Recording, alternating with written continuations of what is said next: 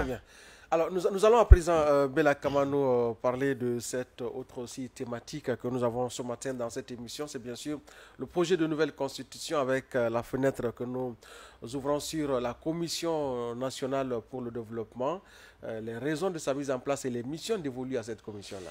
Bien, Boubacar Koïla, vous l'avez compris que, notamment dans ce projet de nouvelle constitution, l'existence de cette commission nationale pour le développement fait partie des grandes innovations de la nouvelle constitution. Une constitution, comme on l'a toujours rappelé, qui vise également à être un peu le reflet des préoccupations des Guinéens, parce que dans son élaboration, vous avez vu le Conseil national de la transition sous le leadership de Dr Dansa Kourouma, président de CNT, a fait quand même la priorité à l'avis et aux recommandations des populations qui ont été compilées dans un document qui a abouti à ce projet de nouvelle constitution.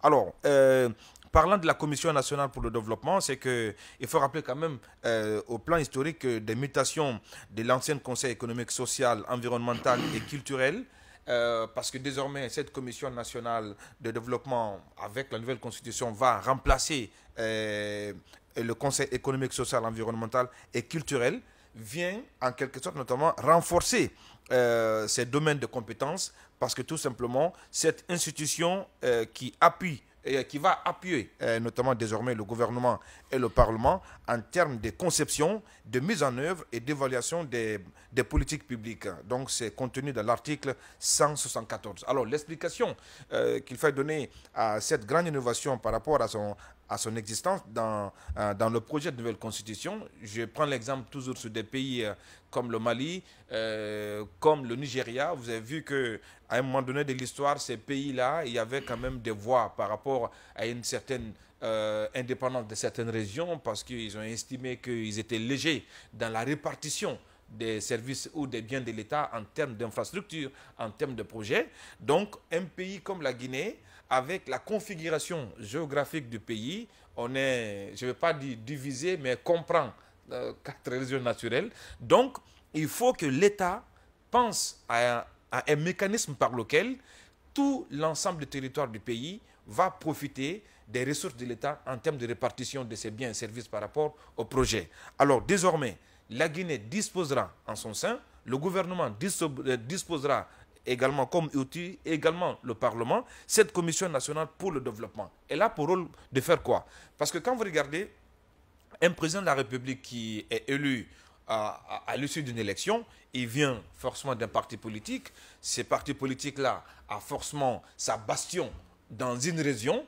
Et du coup, il est facile que le président puisse subir des pressions par rapport à la mise en œuvre de certains nombre de projets au détriment de certaines régions pourtant qui ont plus de nécessité par rapport à celles qui ont bénéficié. Maintenant, désormais, il n'est plus à un président de la République de choisir où il va investir, c'est-à-dire pour réaliser des projets. On aura désormais cette commission qui va être instituée en institution, qui va faire un travail d'étude de faisabilité par rapport aux préoccupations de la population, et elle va faire des recommandations non seulement au gouvernement, mais aussi au Parlement dans le cadre de la répartition des biens de l'État. Parce que, vous le savez, la Guinée, on parle de Simandou 2040 bientôt qui a commencé, et il ne faudrait pas que certains se sentent légers dans le cadre également de la réalisation des projets. Donc cette commission va être également comme une sorte d'équilibre désormais dans la réalisation des projets dans les différentes parties de la République de Guinée. Oui, c'est important de faire la précision, comme vous l'avez dit, Mohamed Bari, par rapport à la mission dévolue à cette commission. C'est une, on va dire, des institutions d'appui à la gouvernance que le projet de constitution a eu à prévoir.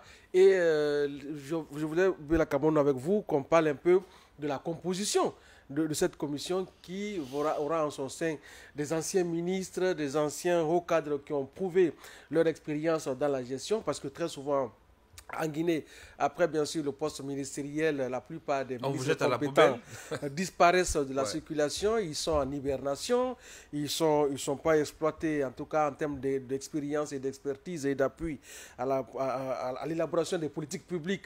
Ils ne sont pas utilisés, donc ils disparaissent en tout cas de la circulation. Et aujourd'hui, le projet de constitution a non seulement prévu ces institutions-là, mais aussi a pensé à ces matières grises qui se gaspillent dans la nature, quelque part. Oui, je crois que nous sommes en train de procéder à travers cette disposition à une explication un peu plus restrictive, puisque la disposition va un peu plus loin. Mais il faut quand même reconnaître que cette place qui est réservée aux anciens ministres, aux anciens hauts cadres, cette place prouve à suffisance que la nouvelle constitution qui est en train d'aller maintenant vers le référendum, cette constitution cherche quand même à donner de la place à tous les Guinéens, aux filles et aux fils de la République de Guinée, qu'ils soient en service ou qu'ils soient déjà à la retraite.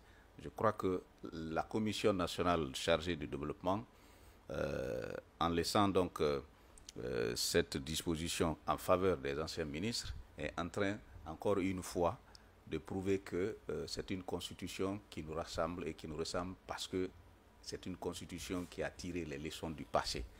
C'est vrai que nous avons des hauts cadres de l'État, très souvent, pour des raisons quelconques, lorsqu'ils sont limogés, ils se retrouvent à la maison, en train de s'occuper soit des enfants ou des petits-enfants, ou consacrer leur temps essentiel à la lecture. Ceux qui, bien avant, ont pensé à créer des entreprises s'occupent de leurs entreprises. Alors désormais, cette disposition de la nouvelle constitution prévoit que ces anciennes matières grises qui ont accumulé une certaine somme d'expérience tout au long de leur parcours, que ces expériences-là ne meurent pas à la maison, que ces expériences-là soient encore remises à la disposition de leur pays. Je crois que c'est ce que nous sommes en train d'expliquer pour que les uns et les autres comprennent que c'est une disposition qui ne discrimine pas, mais c'est juste pour permettre à ces fils et filles de la Guinée qui ont arrêté de servir le pays pour une raison quelconque, pour que ces filles et filles continuent de servir le pays sous un autre manteau avec cette commission chargée du développement national. Dans notre pays, on en a connu beaucoup et par faute d'être exploité, on finit par devenir un peu dépressif. Non, et puis on finit par créer un parti politique. Il y en a d'autres. C'est devenu, je crois que la classe politique est devenue le refuge, le réceptacle des anciens premiers ministres, des anciens ministres. Alors, je ne voulais pas en parler pour ne pas heurter les gens. Donc il faut un peu donner beaucoup plus. Il y en a qui, sous l'effet du stress, il y en a qui, sous l'effet justement des soucis, on finit par céder, on finit par trépasser, parce que tout simplement, ils ont cherché après, par-ci, par-là, à se recycler. Malheureusement, ils n'ont pas eu d'ouverture. Alors le stress a fini par les emporter. D'autres, oui, c'est vrai, il y en a qui créent des partis politiques pour ne pas mourir. pour ne pas mourir dans l'anonymat. Oui. Bon, il y en a beaucoup aussi qui le font. Par contre, il y en a qui, pour se couvrir, après avoir dilapidé les biens de l'État, courent vers les partis politiques et se dire enfin qu'il est président de parti. Ces personnes-là, ce ne sont pas ces personnes qui seront... Ah oui, c'est pas eux-là qui seront dans cette commission. Les cibles de cette commission. Parce que la commission, comme je l'ai dit au départ, c'est un outil d'aide à décision dans le cadre de l'élaboration de la politique publique.